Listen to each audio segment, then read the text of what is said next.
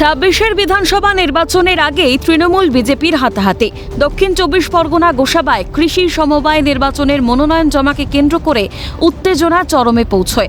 রাঙাবেলিয়ার শাউমোড়ে BJP কর্মীদের যেতে বাধা দেওয়া হয়। শুধুমাত্র মনোনয়ন জমা দিতে প্রার্থীরা যেতে পারবেন বলে জানায় তৃণমূল কর্মীরা।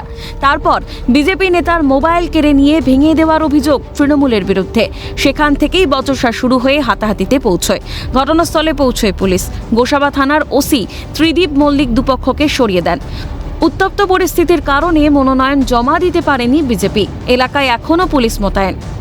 পরে প্রার্থীরা যখন যাওয়ার ব্যবস্থা করে দিলাম, সেই প্রার্থীদের ভোটার কার্ড, আধার কার্ড তারা চেক করতে থাকে এবং বিভিন্ন অসভ্য গালিগালাজ চলতে থাকে। স্থানীয় পুলিশকে যখন ফোন করার জন্য আমি ওসিকে ফোন করার জন্য ফোন বের করেছি, ঠিক সেই সময় একজন তৃণমূলের দুষ্কৃতী অসীম মণ্ডল সে এসে আমার পকেট থেকে ফোন বের করে ওইখানে আছাড় মেরে ভেঙে দেয়। বিজেপি নেতার বিরুদ্ধে গুলি বোমা মারার হুমকি দেওয়া হয়েছে বলে অভিযোগ। বাগবাগান সমবায় সমিতির এখানে ওই সঞ্জয় নায়ক মস্তানি বোমা মারবে বলছে, বন্দুকে মারবে বলছে, গুলি করে দেবে বলছে। কে ওটা? কে ওটা? সঞ্জয় নায়ক, বিজেপির কন্যা, তার বলছে চুনাখালি বাড়ি। উনি তখন থেকে হুমকি দিয়ে যাচ্ছে, বলে গুলি করে দেবো, মস্তানি ছাড়ি দেবো। আমরা কেউ মস্তান নই, গুন্ডা নেই, আমাদেরকে বারে বারে বলছে ক্রিমিনাল। আমাদের নামে কোনো ক্রিমিনাল কেস নেই, কোথাও দেখাতে পারবে না কোনো বিজেপি। অভিযোগ মিথ্যা বলে উড়িয়ে দিয়েছে রাঙাবেলিয়া গ্রাম পঞ্চায়েত সদস্য। বিজেপি অশান্তি লাগানোর চেষ্টা করছে বলে দাবি তার। বিজেপি শ্রেণীর গুন্ডা বাহিনী নিয়ে এখানে উত্তেজিত করে পরিবেশটা নষ্ট করার চেষ্টা করছে। আচ্ছা, আমরা চাই পুলিশ প্রশাসনের সহযোগিতা সম্পূর্ণভাবে এখানে নমিনেশনটা দেওয়া। বিজেপির ভিত্তিহীন অভিযোগ।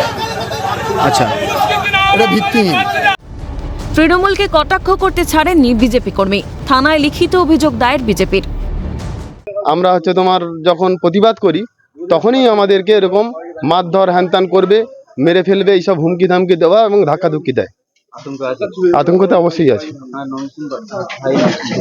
না, জমা দিতে পারিনি।